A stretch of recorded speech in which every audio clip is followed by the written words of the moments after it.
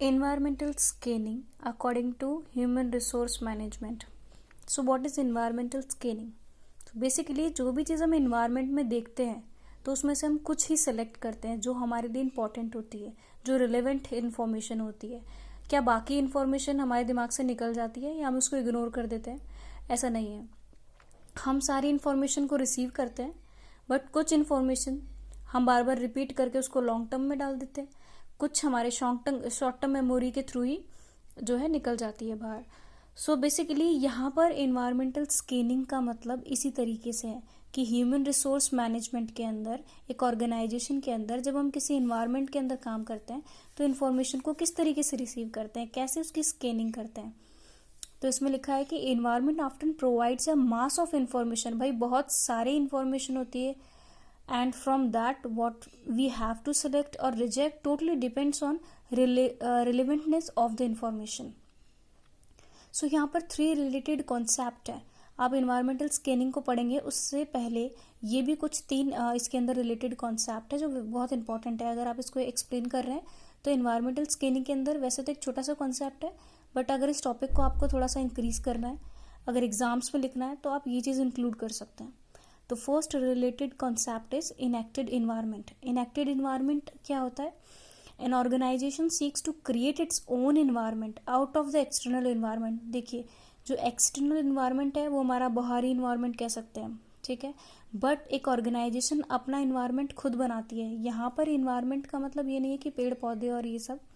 यहाँ पर एक इन्वायरमेंट जो कि ऑलरेडी एग्जिस्ट करता है, जो है बिल्कुल, और एक ऑर्गेनाइजेशन खुद से क्रिएट करती है कि भाई मुझे कितने एम्प्लॉयज़ लेने हैं, कौन सा काम कराना है उनसे, कितने टाइम पर कौन सा काम होगा, कितनी सेल्स प्रोडक्शन, ये सब चीज़ें जो खुद से क्रिएट की गई है, खुद ने अपनी जो है बाउंड्रीज बनाई है या लिमिटेशंस और जिस तरीके का प्रोसेस उन्होंने बनाया है उसको इनएक्टेड इन्वायरमेंट कहते हैं.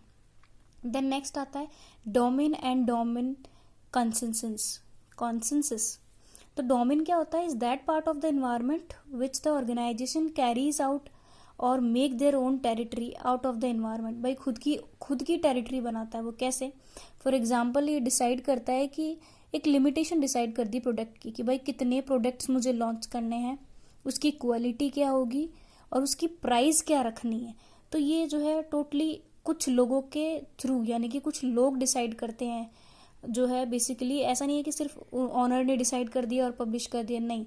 इसका जो है एक पूरा प्रोसीजरल क्राइटेरिया होता है. जैसे कि organization has many stock holders, एक से ज़्यादा है उसके जो है स्टॉक होल्डर्स होते हैं. जैसे कि ऑनर है, हो सकता है एक ऑनर नहीं उस कंपनी के 2 ऑनर हो, तो वो भी डिसाइड करेंगे. एम्प्लॉयज़ जो है कितने वहाँ पर काम कर रहे हैं और कितने टाइम पर कितनी जो है सप्लाई हो सकती है वो डिसाइड होगी. कस्टमर को जो है उसके लिए कितना बेनिफिशियल है ये प्रोडक्ट और क्या वो उसको बाय कर सकता है कि नहीं कर सकता है. एक प्रोडक्ट का एग्जांपल ले रहे हैं हम. गवर्नमेंट, क्या वो प्रोडक्ट लीगल है, इलीगल है, क्या चीज़ इंग्रेडिएंट्स उसमें है और क्या वो सेफ है कि नहीं है, ग्लोबलाइजेशन होगा इससे कि नहीं होगा, ये सारे डिसाइड करे जाते हैं. देन पब्लिकली वो चीज़ को जो है इन्हांसमेंट मिलेगा, फर्दर जो है ये चीज़ अच्छी होगी कि बुरी होगी, उस सब चीज़ों को ध्यान में रखते हुए इस चीज़ को बनाया जाता है. तो this is domain. Then domain consensus. It is formed when all these stockholders, जितने भी स्टॉक होल्डर्स थे, यहाँ पर ये ऑनर, एम्प्लॉयज, कस्टमर और कंज्यूमर भी कह सकते हैं, गवर्नमेंट एंड पब्लिक, ये सारे एक स्टॉक होल्डर्स हैं. जब ये सब लोग अनुमति दे देंगे उस चीज़ की कि हाँ भाई अब आप उस चीज़ को लॉन्च कर सकते हैं, तो वो डोमेन कॉन्सेंसस कहलाता है. Now third is task environment. क्योंकि अब हम ये पूरा प्रोसेस पता चल गया है तो related to knowing the environment, पूरे एनवायरनमेंट का हमें पता चल गया है कि कितनी चीज़ें कब किस क्वालिटी की होंगी, कितने प्रोडक्ट्स यूज़ करेंगे, कितनी प्राइस होगी. जब हम इस सब चीज़ों के बारे में अवेयर हो जाते हैं और सब चीज़ें पास आउट हो जाती है तो उसको टास्क एनवायरनमेंट कहते हैं. सो ये 3 कॉन्सेप्ट कंप्लीट हुए.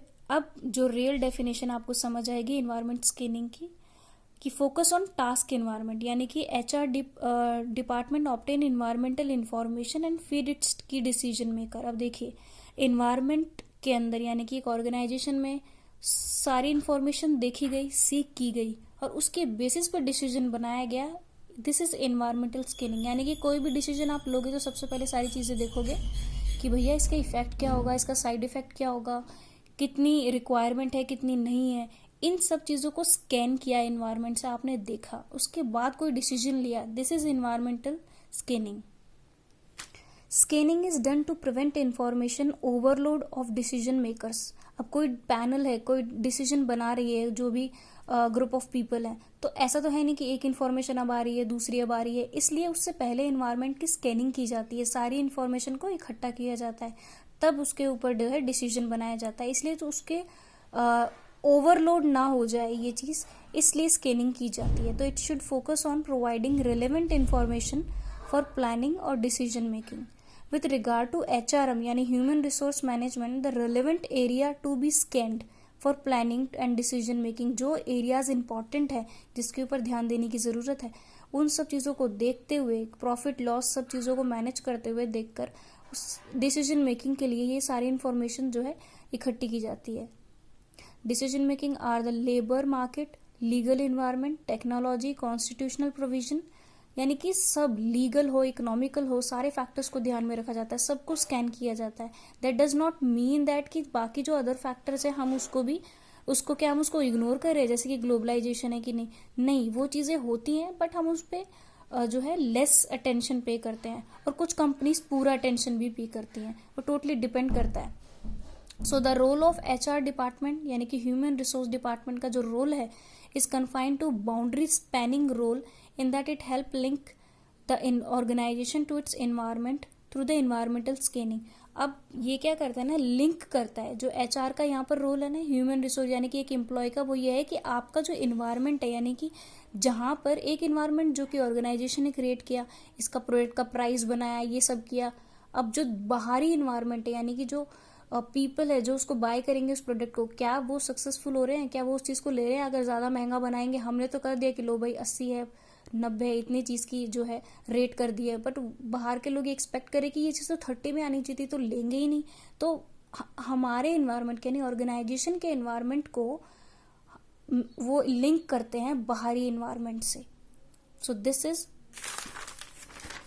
environmental scanning according to human resource management. Thank you. Please subscribe and